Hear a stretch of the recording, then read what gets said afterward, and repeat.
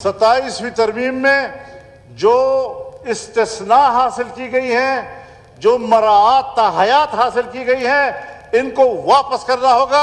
न जमहूरियत में इसका कोई जवाज है, न इस्लाम में इसका कोई जवाज है, न अखलाकी मुआशरे में इसका कोई जवाज है। बड़ी वजाहत के साथ कहना चाहता हूँ कि बोर्ड ऑफ पीस अमेरिका की क़यादत में और उसमें नेतन्याहू की शमूलियत वो किसी कीमत पर भी पाकिस्तान को कबूल नहीं होना चाहिए और हमें वाज़ेह तौर पर इनकार कर देना चाहिए कि ट्रंप की चेयरमैनशिप में और नेतन्याहू की मौजूदगी में इस बोर्ड ऑफ पीस का कोई इफादियत नहीं है और हम इसको मुस्तरद करते हैं। और क्या इस ऐवान का, जिसे मैं अवाम का नुमाइंदा नहीं समझता, लेकिन फिर भी एक ऐवान है जो दावा है कि ये अवाम के नुमाइंदे हैं, आपने ये तकल्लुफ बर्दाश्त किया कि एक लम्हे के लिए अपने ऐवान को एतमाद में लें?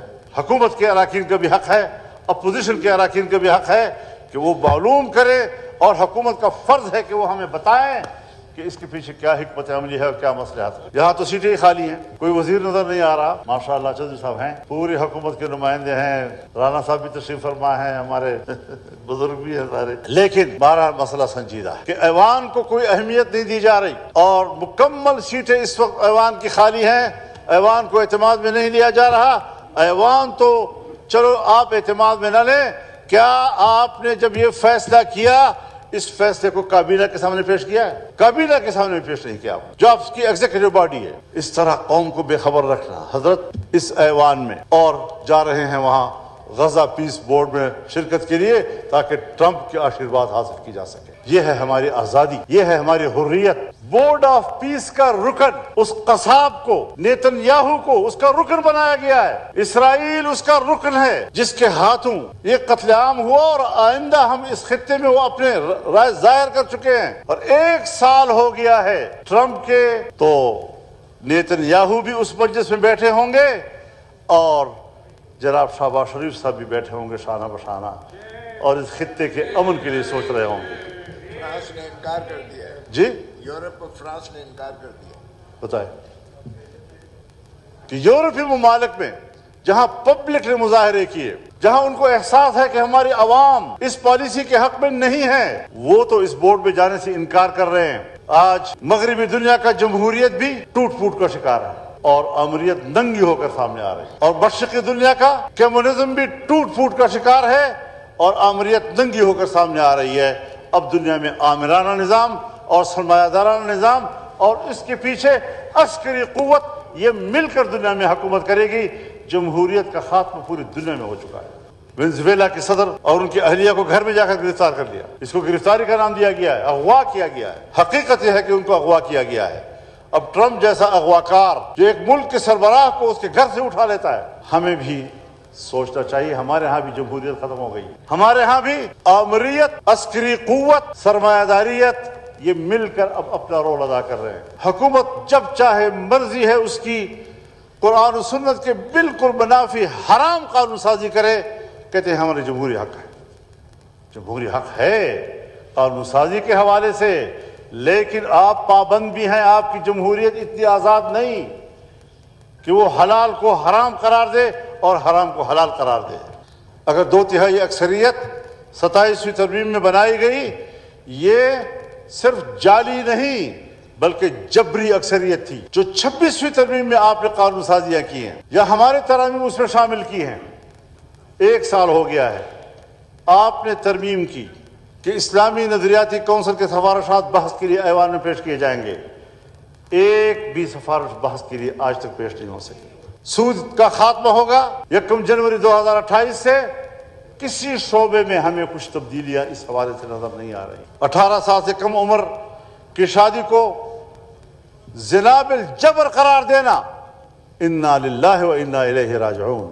हमने तारीख में कई सियाह दिन देखे हैं, लेकिन अब हमें 8 फरवरी भी बतौर एक सियाह दिन के मनाना हो। जो कुछ अवाम के वोट के साथ किया गया, शायद पाकिस्तान की तारीख में ऐसा जुल्म कहीं नहीं हुआ होगा। इन कानून साजियों को वापस करना होगा। 27वीं तरमीम में जो इस्तिस्ना हासिल की गई है, जो मराआत हयात हासिल की गई है, इनको वापस करना होगा।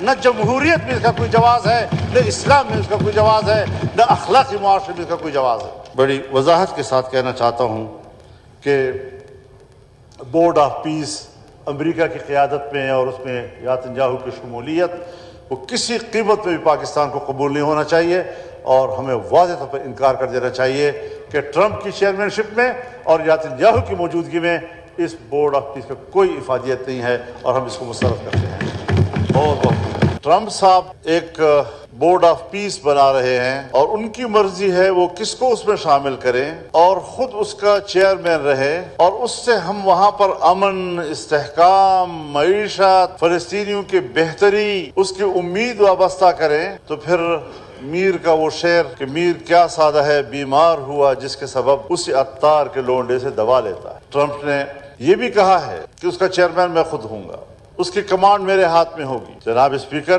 ہماری پالیسیاں یہاں پر بنتی ہیں بین الاقوامی دباؤ کے تحت۔ ہم نے اپنی خارجہ پالیسی کبھی اپنے مفادات کے گرد نہیں بنائی۔ بانی پاکستان جس کے قد اعظم تصویر کے نیچے آپ بیٹھے ہیں، پورا ایوان بیٹھا ہے، انہوں نے اسرائیل کے قیام کے حوالے سے 2 تاریخی اقدامات کیے ہیں۔ کیوں قوم کے سامنے ہائی لائٹ نہیں کیا جا رہا اسے؟ سن 1940 کی قرارداد میں اسرائیلی بستیوں کا قیام، فلسطینی علاقوں میں ان کی آباد کاری، اس کی صراحت کے ساتھ مذمت کی گئی ہے، اور عہد کیا گیا ہے کہ ہم فلسطینیوں کے شانہ بشانہ کھڑے ہوں گے۔ اور جب 48 میں وجود میں آیا تو بانی پاکستان قائد اعظم محمد علی جناح نے اس کو ایک ناجائز ریاست سے تعبیر کیا۔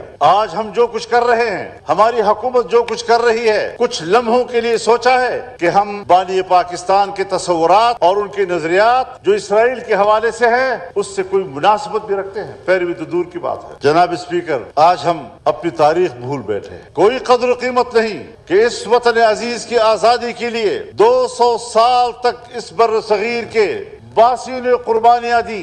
آج ہم بڑی خوشی سے جا رہے ہیں، دعوت دی گئی ہمیں، ان کی دعوت کو ہم قبول کر رہے ہیں۔ ہم کیا کہیں گے؟ یہی کہیں گے نا کہ فلسطینیوں کی زندگی، وہاں پر استحکام، وہاں کی معیشت، انسانوں کے امن کو مستحکم کرنا، یہی الفاظ کہیں گے نا قوم کو مطمئن کرنے کے لیے۔ کیا یہ الفاظ جو کچھ ہوا اور جن کے ہاتھوں ہوا اور انہی کے ہاتھوں سے پھر یہ امید وابستہ کرنا، یہ اپنے آپ کو خود جاہل بنانے کی کوشش ہے؟ دانستہ طور پر اپنے آپ کو، جیسے ہم سادہ لوگ ہیں اور ہم بڑے خلوص کے ساتھ جا رہے ہیں اور نیکنیتی کے ساتھ جا رہے ہیں، اگر آپ نے 25 کروڑ پاکستانیوں کی نمائندگی کرنی ہے وہاں پہ، کیا اس ایوان کا، جسے میں عوام کا نمائندہ نہیں سمجھتا لیکن پھر بھی ایک ایوان ہے جو دعویٰ ہے کہ یہ عوام کے نمائندے ہیں، آپ نے یہ تکلف برداشت کیا کہ ایک لمحے کے لیے اپنے ایوان کو اعتماد میں لیں؟